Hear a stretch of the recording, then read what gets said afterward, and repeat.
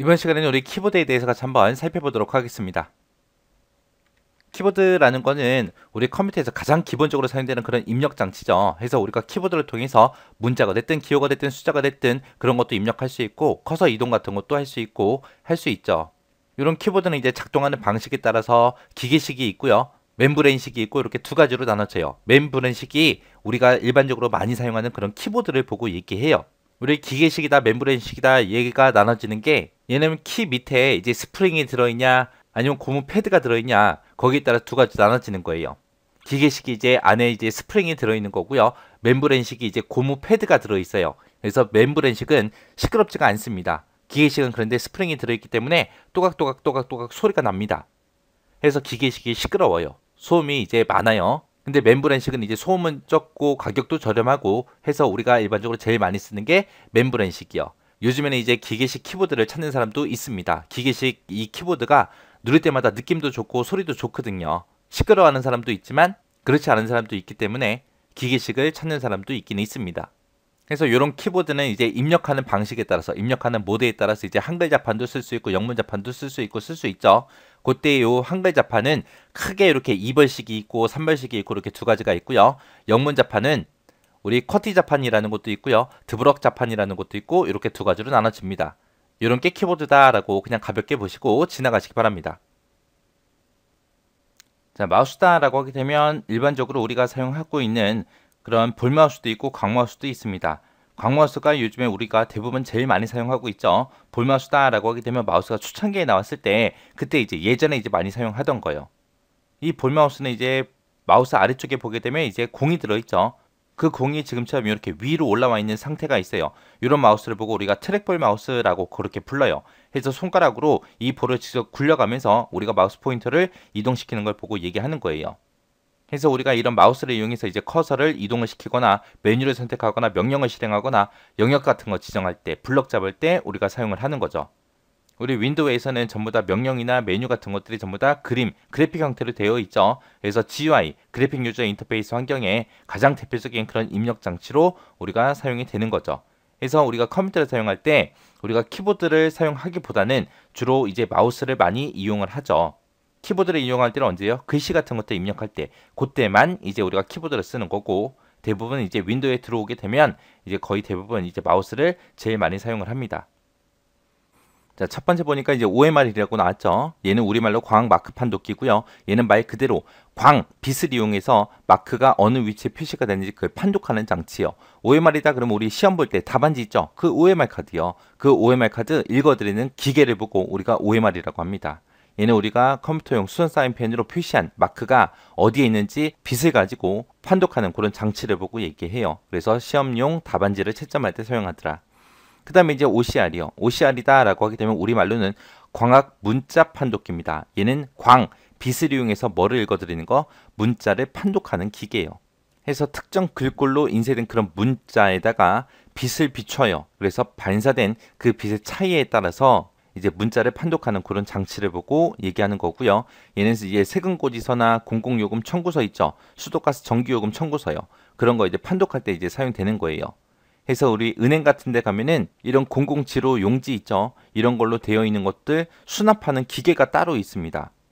우리가 예전에는 이런 기계가 없어서 직접 번호표를 빼고 기다렸다가 수납을 해야 되는데 이제 이런 기계들이 전부 다 은행에 있어요. 그래서 번호표를 빼지 않고 그냥 그 기계로 이런 청구서를 입력하고 그리고 돈을 집어넣으면 자동으로 그렇게 수납이 되는 그런 기계예요. 그게 이제 OCR이요. 그래서 얘는 은행에 가면 볼 수 있습니다. 그래서 여기서는 공공요금 청구서라는 말 잘 기억하시고요. 얘는 빛을 이용해서 문자를 판독한다. 요거 잘 기억하시기 바랍니다. 그 다음에 이제 MICR이요. MICR이다 라고 하게 되면 자기 잉크 문자 판독기요. 얘는 일반 잉크가 아니라 자성을 띤 그런 특수 잉크로 된 그런 문자들을 판독하는 기계예요. 해서 자성을 띤 특수 잉크로 인쇄된 문자를 판독하는 장치다. 해서 이제 우리가 수표 같은 것들, 어음 같은 것들 그런 거 이제 진짜인지 가짜인지 판독할 때 사용되는 기계고요. 이것도 이제 은행에 가면 있겠죠. 그 다음에 이제 바코드 판독기요. 바코드 판독기는 BCR이라고 그렇게 불러요. 요 바코드 판독기. 요거는 이제 많이 봤죠. 우리 편의점에 가도 있고 우리 백화점 같은 데 가도 있고 대형 할인마트 같은 데 가도 있잖아요. 그죠? 얘는 굵기가 서로 다른 선을 빛을 비춰요. 그래서 그 반사된 값을 코드화해서 판독하는 그런 장치를 보고 우리가 바코드 판독기라고 합니다. 그래서 편의점, 백화점, POS 시스템의 입력 장치로 사용되더라. 여기서 POS라는 게 뭘 얘기하냐면은 우리말로는 판매 시점 관리 시스템이라고 그렇게 부릅니다. 우리가 편의점에서 물건 하나 샀어요. 그리고 계산대에 올려놓으면 이제 직원이 삑 하고 찍죠. 찍는 순간 그 계산대에 이 물건의 이름과 가격이 나타납니다. 그래서 POS 얘를 이용하게 되면 우리 물건들의 재고가 몇 개 있는지, 매출액은 얼마인지 그런 상품에 대한 모든 자료들을 자동으로 그렇게 계산해 주는 걸 보고 우리가 POS라고 합니다. 그래서 판독기의 종류는 이렇게 네 가지밖에 없어요. 이 중에서 빛을 사용하지 않는 게 우리 자기이급 문자 판독기 얘예요. MICR. MICR만 빛을 사용하지 않고 나머지는 다 빛으로 뭔가를 읽어드립니다. 빛을 사용하지 않는 거 찾아라. 그런 식으로 시험 문제가 나올 수도 있겠죠. 그러니까 요거 하나 잘 기억하시고 나머지 것들, 특징들 잘 기억하시고 지나가시기 바랍니다. 자, 첫 번째 나온 게 이제 스캐너예요. 스캐너다라고 하게 되면 뭐 여러분들이 요즘에 워낙 많이 쓰니까 다들 잘 아실 거예요. 얘는 이제 사진이 됐든 그림이 됐든 그런 것들을 우리가 컴퓨터로 입력할 때 이제 사용하는 거죠. 그래서 우리의 스캐너 그 장치에다가 우리 사진이나 그림 같은 것도 놓고 스캔을 시작하게 되면 그곳에다 이제 빛을 쏘죠. 빛을 쏴서 반사되는 그 빛의 차이를 감지해서 디지털 그래픽 정보로 변환해주는 그런 장치를 보고 우리가 스캐너라고 합니다. 그래서 스캐너를 다른 말로 이미지 리더라고 그렇게 부르기도 해요. 그래서 우리가 스캐너를 사용하기 위해서는 해당 스캐너에 스캐닝 프로그램이 있어야 돼요. 해당 스캐너마다 이제 스캐닝 프로그램이 따로따로 있어요. 그런 것들을 사용하거나 아니면 코렐 드로우나 아니면 포토샵 같은 그런 그래픽 프로그램을 이용해서 우리 스캐너를 이용할 수 있습니다. 그 다음에 디지타이저 태블릿이다 라고 하게 되면 얘는 이제 3차원 게임에서 이제 사용되는 그런 캐릭터 있죠. 그런 캐릭터가 됐든 아니면 2차원의 건축 설계 도면 같은 것들 그런 데이터를 입력할 때 이제 사용되는 장치를 보고 우리가 디지타이저라고 합니다. 그래서 얘는 정해진 좌표를 디지털 형식으로 변환시켜서 컴퓨터에 입력해주는 그런 장치를 보고 얘기하는 거고요. 그때 이제 2차원 평면 작업에서 사용되는 그런 사각형의 평판을 우리가 태블릿이라고 그렇게 부릅니다. 그때도 얘도 태블릿도 절대좌표를 이용해서 정확한 위치를 계산해서 입력을 해줍니다. 이게 이제 태블릿이요. 그래서 제가 지금 수업할 때 막 글씨 같은 거 쓰죠. 글씨 같은 거 쓸 때 이런 태블릿을 이용해서 제가 전부 다 글씨를 입력하는 거예요. 그 다음에 이제 디지털 카메라요. 디카 얘기하는 거예요. 자, 디지털 카메라에서 우리 찍은 사진도 우리 컴퓨터에 입력을 할 수가 있죠. 그래서 디지털 카메라, 디카도 우리 입력 장치에 들어가는 거고요. 얘는 이제 촬영된 거를 우리가 필름에 기록하지 않죠. 필름에다가 기록하지 않고 전자데이터로 변환을 시켜요.